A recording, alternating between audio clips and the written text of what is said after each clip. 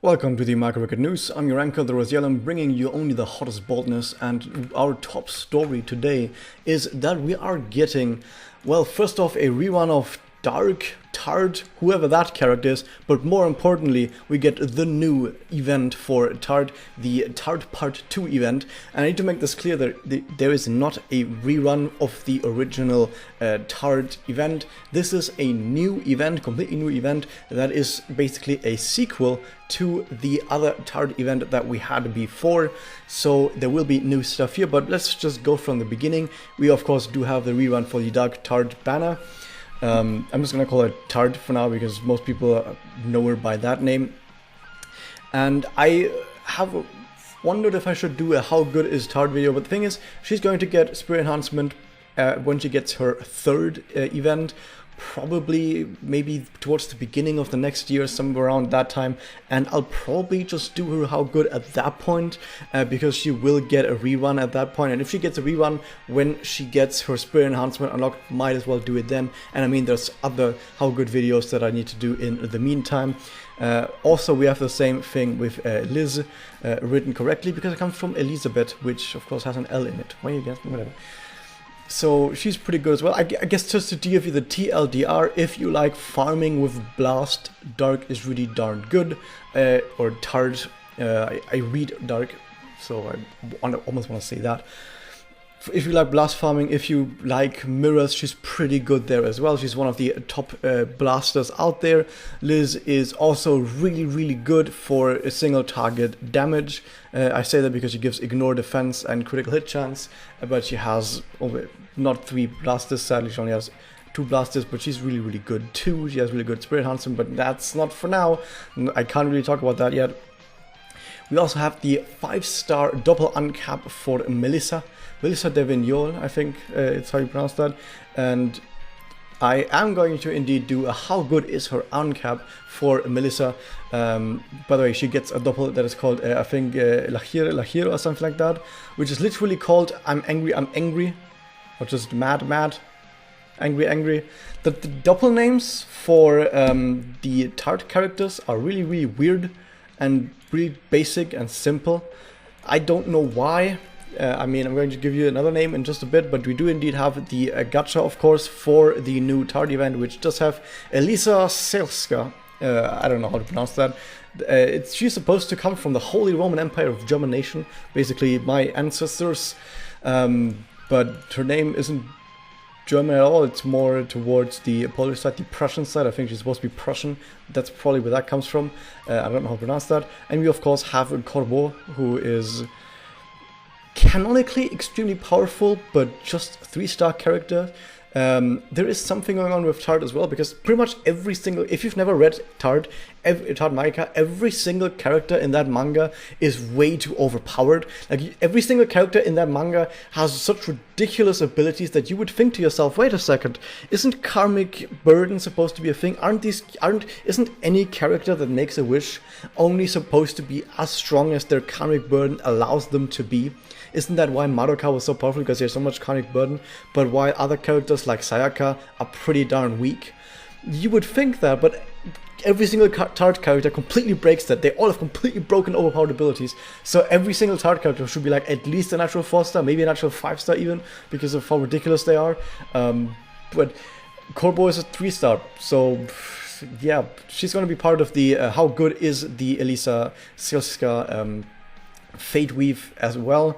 I'm just going to quickly go over as well. I don't know if when the last time I've done this where I've gone over 2 characters in one how good is video, but there's not too much to talk about non 5-star characters, because she doesn't have an uncap. She will be capped at 4 stars, and even on the Japanese server I don't think she has an uncap, so she won't reach 5-star, meaning that I can tell you right now, this is not going to be a character that you're going to be using if you've played the game for multiple months already and do have some 5-star characters lying around. You probably aren't going to take a 4-star character with you into battle.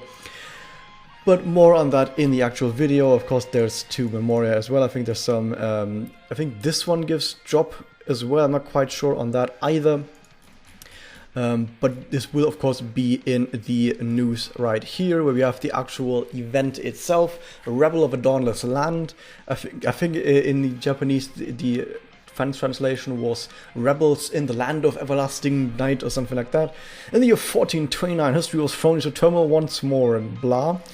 And it's going to be that event as well. It doesn't show the memos right here, but I can tell you one of these is indeed the Fiery Dragon Roars, which is this one right here. This one right there is Elisa, so this is indeed one that gives a bonus to event drops.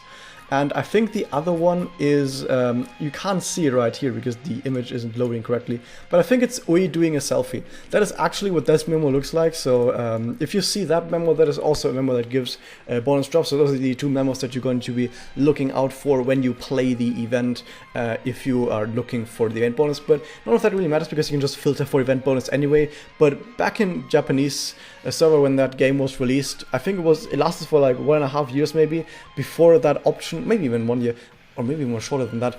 That option to filter for event modes, I don't think was in at the release of the game. I think it was only put into the game later. I'm not quite sure on that. So that's like a thing of the past that you actually have to look at the what the individual memoria are to see the drops. And which is also why a lot of people put the drop name, how many drops they had into their name. And they're like, I'm Rosellum +7 because I give +7 drops, and people just got used to that.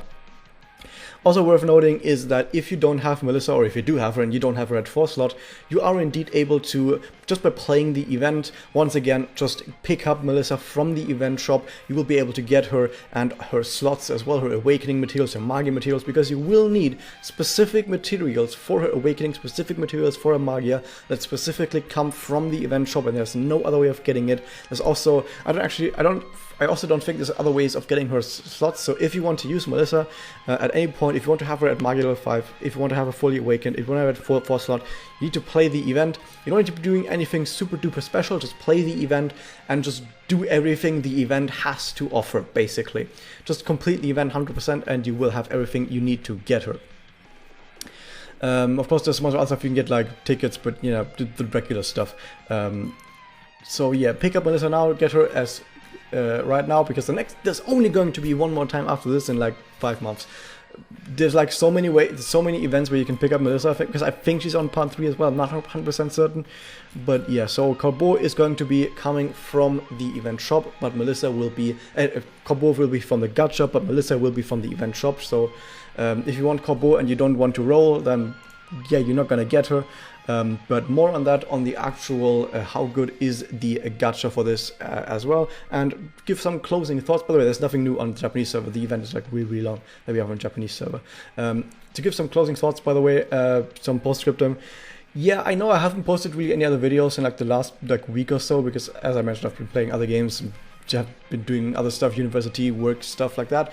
But I have a new video coming out very, very soon after all of this, in like 2 or 3 days maybe.